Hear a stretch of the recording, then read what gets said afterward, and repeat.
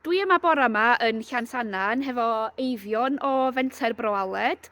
Mae gymaint o'n cymunedau ni ar draws yr etholaeth yn wynebu heria o ran tai fforddiadwy i bobl lleol ac i bobl ifanc.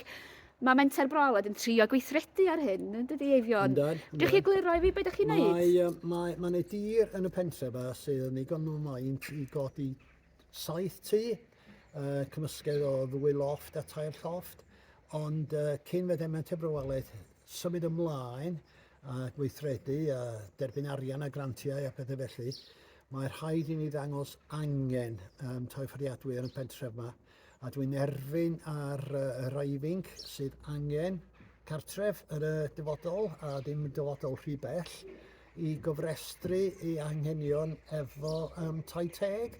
Ac yna, unwaith da ni wedi cael cadarnhad bod yna angen, mae o'n agor llawer o ddrysau i ni mewn ffurf dariannu, y grantiau a pethau felly.